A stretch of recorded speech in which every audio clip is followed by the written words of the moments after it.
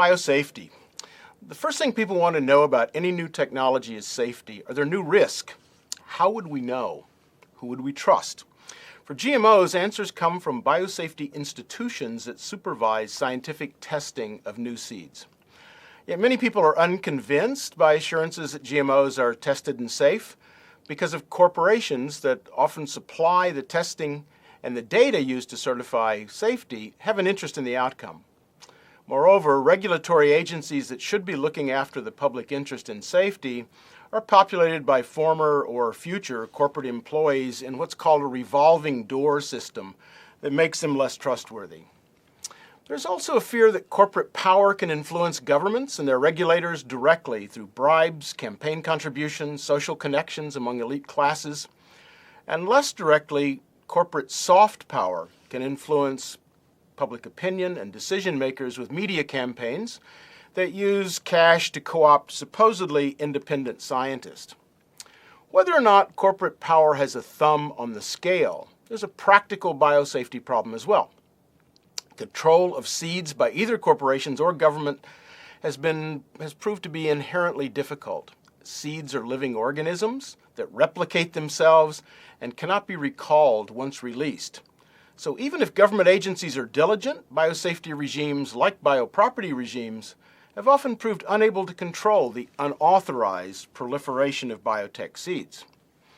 Companies making patented pharmaceuticals and software or copyrighted music and films have a hard time getting their property claims enforced. There's rampant what's called piracy or just unauthorized appropriation all over the world. Seeds are even harder to control. They reproduce themselves. We've seen on every continent the spread of biotech seeds among farmers beneath the radar of both firms and governments. Farmers seek to avoid both government regulations and technology fees that drive up their cost.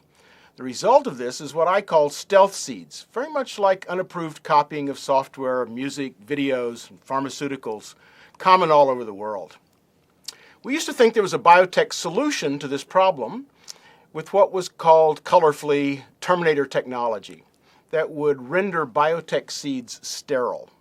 A patent was issued jointly to the United States Department of Agriculture, the Agricultural Research Service, with a private cotton firm, Delta and Pineland, in 1998 for gene use restriction technology.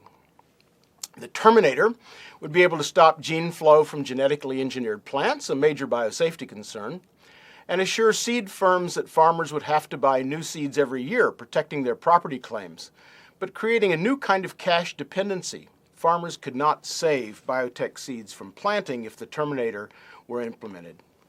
But biopolitics kicked in. The technology was so unpopular that it was never deployed or even tested in any field crop. And there's scientific evidence to suggest it may not even work in the fields if it were incorporated into a crop. That leaves nagging doubts about how exactly biosafety regimes could work.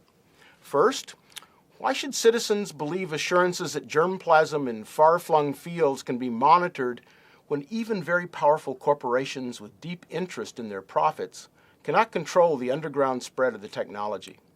It's hard to imagine, in any realistic sense, seed police in every village around the world.